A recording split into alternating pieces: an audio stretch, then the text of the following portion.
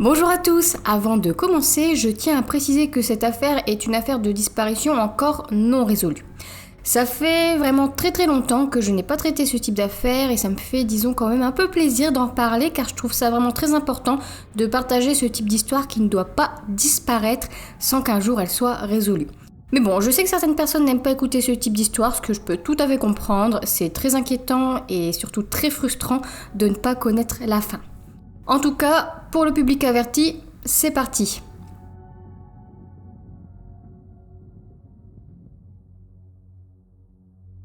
L'affaire d'aujourd'hui a lieu en Alabama en juillet 2017. Susan Osborne est une femme de 42 ans qui a 2 enfants. Elle a un fils du nom d'Evan qui a 14 ans et elle a une fille du nom d'Anna, 10 ans, d'une précédente union. Elle a déjà été mariée 2 fois. Elle a mis fin à son dernier mariage car elle était devenue, un peu dangereuse, instable. Je n'en sais pas plus, je ne sais pas quels sont les détails exacts. En tout cas, elle a su rebondir plus tard avec l'aide de son frère.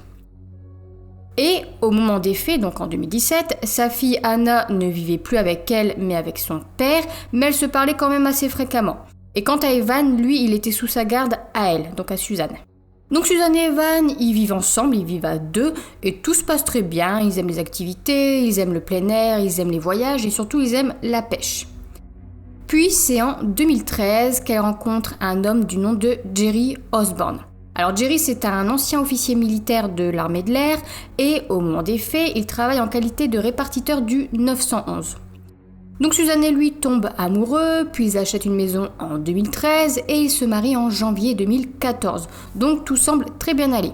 Jerry semble être un bon beau-père et aussi un bon mari, c'est un homme attentionné, il est protecteur, il prend soin de sa famille. Et Suzanne, elle est complètement folle amoureuse de lui. Et au moment du drame, ils sont mariés depuis 4 ans. Le 29 mai 2017, Suzanne et Evan ont été vus et entendus pour la dernière fois dans leur maison au 60 Waterview à Wetumpka en Alabama par Jerry. La dernière fois que sa meilleure amie Holly, elle l'a vu en personne, c'était le 16 mai, soit le jour de son déménagement, puis elle a continué à lui parler par SMS et par téléphone jusqu'au 29 mai. À partir de cette date, plus rien. Holly et Suzanne ont en fait été meilleures amies durant de longues années, au collège et au lycée, et même devenues adultes, elles sont toujours restées extrêmement proches, comme des vraies sœurs. Elles se parlaient, elles se voyaient régulièrement, car elles habitaient en fait dans le même quartier, mais le 16 mai, Holly avait déménagé en Floride pour rejoindre son fiancé. Donc c'était la dernière fois qu'elle l'a vu ce jour-là. En tout cas, pendant 2 mois, aucun proche de Suzanne et d'Evan n'a reçu de nouvelles d'eux. Plus personne ne réussit à les joindre, ni par SMS, ni par téléphone. Donc au début, ses proches ont pensé qu'elle était peut-être occupée par sa vie, par son quotidien, ou qu'elle était distraite peut-être, ou sinon peut-être elle avait cassé son téléphone. C'était aussi une personne qui était assez réservée, Suzanne, et donc ça lui arrivait aussi de rester un long moment sans donner de nouvelles à personne. Holly, elle pensait que Suzanne était peut-être en colère contre elle d'avoir déménagé si loin. Elle pensait que si elle ne l'avait pas contactée, que si elle ne lui répondait plus, si elle ne donnait plus de nouvelles, c'est qu'elle avait peut-être besoin de temps pour se calmer, donc du départ de sa meilleure amie. Sa mère, Linda, elle pensait qu'elle avait peut-être des problèmes d'argent et qu'elle n'avait pas pu payer sa facture de téléphone, car sa fille n'avait jamais passé plus d'une journée ou 2 sans répondre à ses SMS ou à ses coups de téléphone. À un moment quand même, Linda elle a envisagé d'appeler la police, mais elle ne l'avait pas fait, car elle ne voulait pas la contrarier, ne voulait pas l'embêter, parce que sa fille était toujours très discrète, très réservée. En tout cas, au début, pour eux, il n'y avait rien de très inquiétant. Ils avaient aussi essayé de joindre Evan, mais ils n'avaient pas non plus obtenu de réponse de sa part, et à un moment, leur téléphone avait été complètement éteint. Et un jour, Linda a décidé de lui envoyer une lettre, donc par la poste, et c'est lorsque le pli lui est revenu avec la mention non distribuée qu'elle a su que quelque chose n'allait pas. Et aussi, ni sa mère ni sa meilleure amie n'avaient le numéro de téléphone de Jerry pour le contacter et ainsi en savoir plus. Et maintenant, trop de temps s'était désormais écoulé sans avoir de nouvelles de Suzanne et de son fils. C'est donc 2 mois plus tard, 2 mois après le dernier contact, qu'ils ont finalement été portés disparus, soit le 29 juillet 2017. Et ses amis, sa famille, ses proches ont d'ailleurs été jugés pour avoir contacté la police aussi tardivement. 2 mois sans nouvelles quand même. En tout cas, après avoir averti les forces de l'ordre de leur éventuelle disparition, les enquêteurs se sont rendus au domicile de Suzanne, d'Evan et de Jerry. Et première chose de constater, la voiture de Suzanne était toujours garée dans l'allée. Mais Jerry, son mari, était pourtant seul à la maison, et en ouvrant la porte, les enquêteurs l'ont d'ailleurs vu en train de nettoyer soigneusement la maison. Donc on lui a demandé où était sa femme Suzanne et son beau-fils Evan. Et Jerry a raconté qu'en fait, elle l'avait quitté le 29 mai 2017. Elle avait mis fin à leur relation. Donc elle avait emballé toutes ses affaires à elle et à son fils et était partie vivre avec un autre homme. Donc cet homme serait venu les chercher à leur domicile et donc la dernière fois qu'il les a vus, c'est quand ils sont montés dans cette voiture avec cet homme. Donc Jerry a tenté de fournir une description physique de l'homme en question, mais c'était quand même très vague. Et toujours selon sa déclaration, Suzanne était revenue le lendemain pour récupérer des affaires personnelles ainsi que quelques meubles. Donc son histoire là semble un peu farfelue pour les enquêteurs, mais ils apprennent en fait que Suzanne avait agi de la même façon avec son premier mari apparemment. Mais bon, son frère Brian lui raconte que les circonstances étaient complètement différentes. En tout cas, nous avons quand même plusieurs choses là qui sont déjà étranges. Pourquoi serait-elle partie en laissant son véhicule, en laissant aussi ses 2 chiens qu'elle aimait profondément, sans donner de nouvelles à quiconque, y compris à sa fille Anna, avec qui elle discutait régulièrement? Pour autant, c'est ce qu'il déclare. C'est sa déclaration et Jerry lui dit ne pas s'être inquiété et ne pas avoir signalé leur disparition parce qu'il savait qu'ils allaient bien. Il a d'ailleurs affirmé avoir la preuve que Suzanne et Evan étaient toujours en vie. En fait, quelques jours après leur départ, Evan devait en fait subir une chirurgie buccale.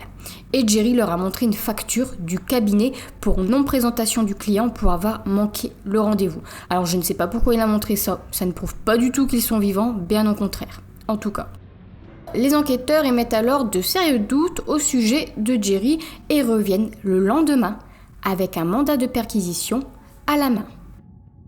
Et au cours de la perquisition, ils s'aperçoivent que la maison a été nettoyée de fond en comble.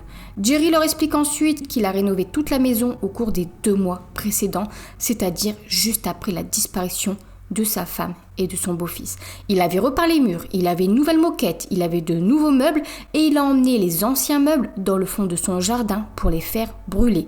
Tout a été refait, alors que la maison avait été construite seulement 5 ans avant le drame, donc c'était quand même étrange de faire des travaux de cette ampleur. Et la peinture avait seulement été faite il y a moins de 6 mois. Puis les enquêteurs ont utilisé le luminol pour rechercher malgré tout des traces de sang. Et là, surprise, de vieilles taches de sang ont été retrouvées dans la cuisine, la buanderie et aussi dans l'une des salles de bain. Donc pour les enquêteurs, c'était bien la preuve qu'il s'était produit quelque chose.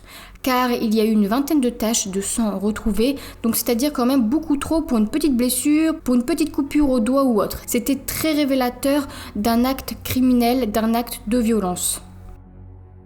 Donc ils ont recueilli cet ADN et ils ont transmis leurs échantillons à un laboratoire.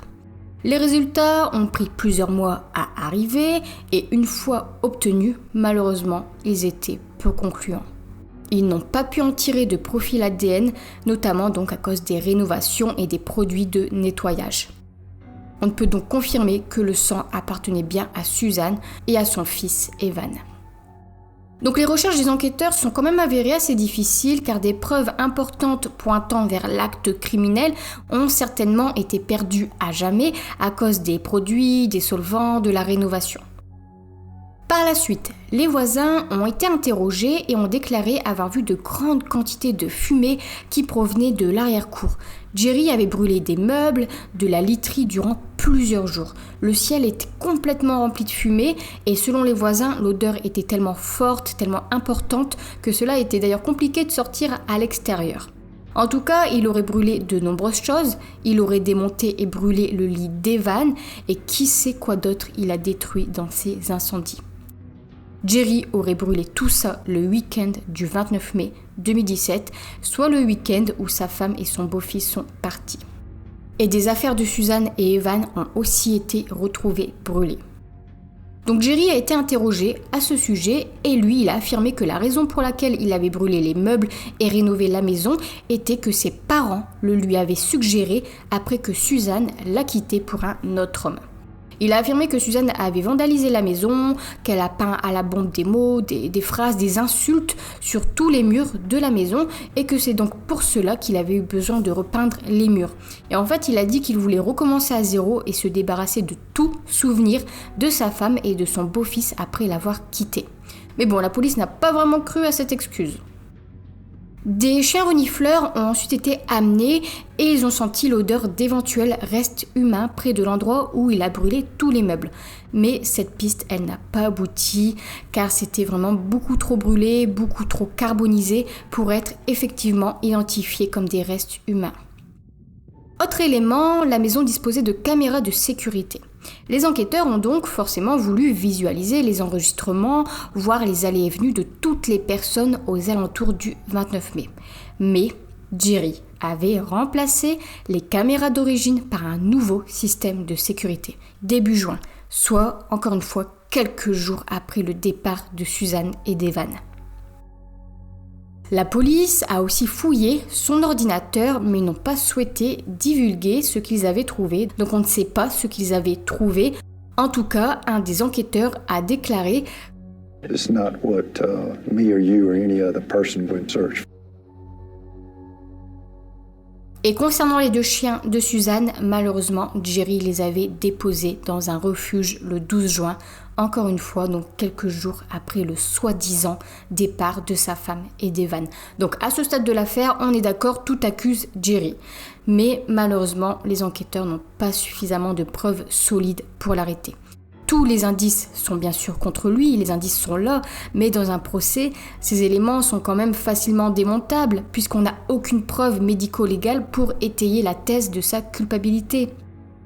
Cependant, la police a continué à creuser et ils ont découvert quelque chose qui leur a été rapporté par la meilleure amie de Suzanne, Holly.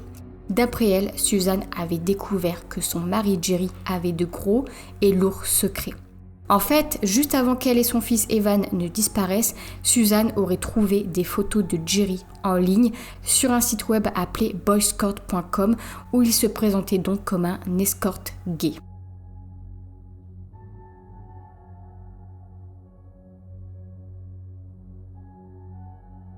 Et c'était bien Jerry car elle l'avait reconnu grâce à ses tatouages ainsi qu'à son numéro de téléphone qui figurait sur son profil, donc c'était bien lui. Et lorsqu'elle a découvert tout ça, elle s'est tout de suite confiée à Holly et elle était bien entendu très blessée qu'il l'ait trompée. Et d'après les mails transmis à son amie, elle avait aussi envisagé donc de le quitter. Mais en attendant de réfléchir, de mettre fin à leur relation, si oui ou non elle le quitte, et en attendant de trouver un travail, car là elle était mère au foyer et elle voulait trouver un travail avant de le quitter, elle était devenue méfiante. Car Jerry sortait en disant qu'il faisait des heures supplémentaires, mais elle maintenant elle savait que c'était pour aller retrouver des hommes. Et en fouillant un peu dans sa boîte mail, elle a trouvé des emails entre lui et d'autres hommes. Et elle a envoyé chaque capture d'écran de ces emails à Holly en janvier 2016 et heureusement, Holly avait tout gardé. Mais à un moment, Suzanne en avait quand même parlé à son mari car en fait, elle ne voulait plus dormir avec lui et donc forcément, lui, il lui avait demandé ce qui se passait, pourquoi elle ne dormait plus avec lui. Donc elle n'aurait pas tout dit non plus, mais elle lui aurait quand même dit qu'elle avait découvert quelque chose. Et d'après un des derniers emails envoyés, Suzanne aurait dit à Holly qu'elle n'allait finalement pas le quitter, car ils s'étaient réconciliés, que les choses avaient été réglées et qu'elle avait décidé de rester parce qu'elle l'aimait toujours. Sauf que Holly a un énorme doute sur le fait que ce mail ait bien été écrit et envoyé par Suzanne. Car elle savait que Jerry contrôlait et surveillait parfois ses réseaux sociaux, il surveillait ses messages, il lisait aussi parfois ses emails et il écoutait aussi même ses appels téléphoniques. Donc Holly pense que c'est Jerry qui a écrit et transmis ce message de soi-disant réconciliation. Et malheureusement, c'est ainsi que se termine cette affaire car c'est tout ce que l'enquête a trouvé. Les enquêteurs ont quand même continué à enquêter sur leur disparition pendant un moment, mais aujourd'hui elle est complètement au point mort, il n'y a aucune nouvelle piste. Jamais personne ne fut arrêté. Suzanne et Evan n'ont jamais été retrouvés et il est sûr aujourd'hui qu'ils soient malheureusement décédés. Car depuis 2017, il n'y a eu aucune utilisation de carte bancaire, Evan n'a pas non plus été inscrit dans une nouvelle école. Evan avait aussi des problèmes médicaux qui nécessitaient des médicaments et des visites fréquentes chez le médecin, mais il n'est jamais retourné chez le médecin alors qu'il avait besoin de soins réguliers. Donc il n'y a plus aucune nouvelle, plus aucune trace, plus d'appels, plus de SMS, plus d'utilisation quelconque de réseaux sociaux, d'internet, de banque depuis le 29 mai 2017. Et Holly pense aussi que Suzanne et Evan sont malheureusement morts car Suzanne ne lui a jamais parlé d'un autre homme avec qui elle aurait voulu s'enfuir, avec qui elle aurait voulu partir. S'il y avait un autre homme dans la vie de Suzanne, elle aurait forcément été au courant. Et Suzanne n'aurait jamais non plus laissé sa fille Anna, elle ne serait jamais partie sans donner de nouvelles pendant aussi longtemps. Mais bon, avec le peu d'éléments dont on dispose, il paraît évident que Jerry est impliqué. La seule personne soupçonnée ici, c'est lui, mais aujourd'hui, il est complètement libre. Il est difficile de l'arrêter, sans preuve ADN, sans corps, sans rien. Même si le changement radical de la maison, donc peinture, arrachement de la moquette, brûler les meubles, les lits, c'est très étrange, c'est très inhabituel, on est d'accord. Des traces de sang ont aussi été retrouvées chez lui, c'est lui la dernière personne à les avoir vus vivants, donc tout le vise. Mais malheureusement, le fait d'avoir attendu 2 mois lui a permis d'effacer toutes les traces. Donc aujourd'hui, même si c'est lui, il est très difficile de l'inculper. Alors j'espère qu'un jour l'enquête sera rouverte car aujourd'hui elle est classée puisqu'il n'y a aucune nouvelle information. Ce qu'il faudrait pour faire bouger les choses, je pense, c'est compter sur les nouvelles technologies, sur l'évolution de la science qui peuvent sans doute aujourd'hui mieux analyser et exploiter les traces ADN, les traces de sang, les objets brûlés. Mais aujourd'hui sans corps, du moins ce qu'il en reste si les corps ont été brûlés, sans preuves médico-légales, même si c'est lui, ça va se révéler assez difficile de l'inculper. Il faut des preuves, des éléments du concret. Donc à ce jour, Jerry Osborne a vendu la maison en février 2020. Il a déménagé dans une autre ville pas loin, à 30 minutes de là où il habitait, et il s'est fiancé à une autre femme. Concernant le mobile, donc on s'imagine que c'est parce qu'il a découvert que sa femme, elle, avait découvert que c'était un escorte gay et qu'il sortait avec des hommes. Donc elle lui avait sans doute fait part de sa volonté de le quitter et lui n'aurait pas accepté qu'elle le quitte car Suzanne lui servait de couverture. Et on ne sait pas aussi quel jour exactement il serait mort, car on parle depuis le début du 29 mai, mais ça reste assez flou, peut-être les a-t-il tués avant. Evan avait 14 ans, il était étudiant à Holtville High School, il était très apprécié de ses camarades et il allait obtenir son diplôme d'études secondaires. Donc à ce jour, même si l'enquête est classée, les enquêteurs n'abandonnent pas et appellent toute personne de la communauté à fournir des informations s'ils en ont.